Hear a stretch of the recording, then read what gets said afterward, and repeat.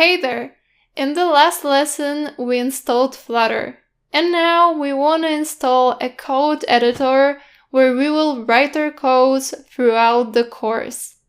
I'm gonna be using Android Studio for this course, but you can explore other editors like VS Code too.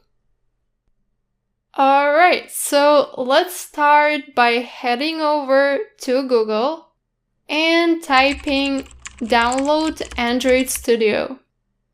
Now we need to choose the result that shows download Android Studio. Here, let's click on download Android Studio, scroll all the way down, and let us check the terms and conditions. And finally, we're able to download the Android Studio for Windows and save it just like this. Downloading it won't take long. Once it's downloaded, open the installer. Click Yes if it asks for administrative options. Go ahead and click on Next. And again, choose the location where you want to save the file. I'm just gonna keep the default options.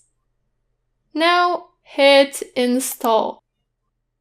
It might take a while, so be patient.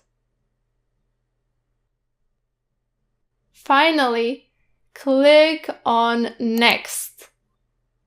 Keep the Start Android Studio checked and press the Finish button. Do not import settings and go on. The Android Studio Setup Wizard will pop up. Sending usage statistics is optional. Now click on Next. Choose the standard type of setup. Click on Next again.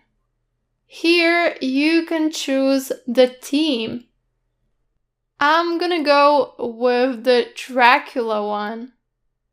Click on Next and Next again. Accept the licenses just like this. Right now, some files need to be downloaded, so choose the Finish button and then wait for the downloading to end. It may take a few seconds. And now that it's done, we can click on Finish once more. Also, we need to download the Flutter plugin. So let's go to Plugins, search for Flutter, and install it. And click on Accept. It wants you to install Dart, so do it as well by simply clicking on Install. Cool, let's restart the IDE now.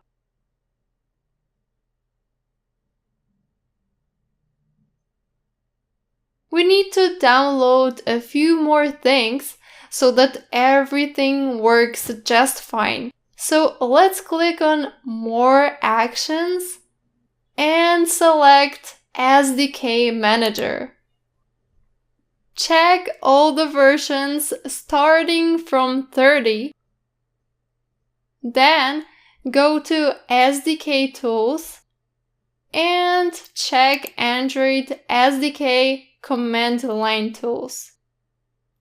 If you have an AMD processor, make sure the AMD hypervisor is checked too.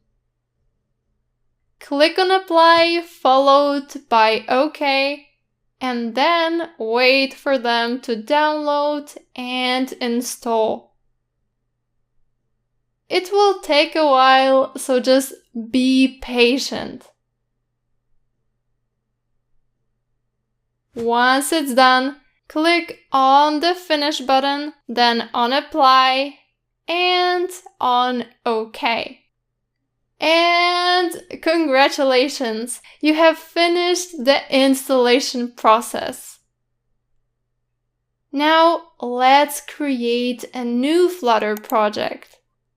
In order to do it, we obviously need to choose Flutter. If you don't have the path shown over here, then click on this button and direct it to the Flutter folder.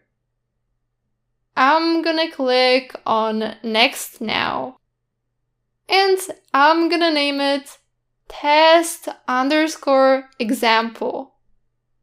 If you have a domain name, you can write it, or if not, just leave it as it is. I'm gonna keep the web checked and then click on Finish. At this point, let's open the main folder as I want to show you something. Let's add some extra spaces, which may not look right, but when you press Ctrl+Alt+L, the code becomes formatted and structured properly. Now, it would be great if we could reformat the file automatically every time we save it. To do that, let's head over to Settings, open Languages and Frameworks, and click on Flutter. Now we have to check this Format Code on Save option. You can also check Organize Imports on Save, but we'll get into that later on. Click on Apply, followed by OK. And we're done with this part.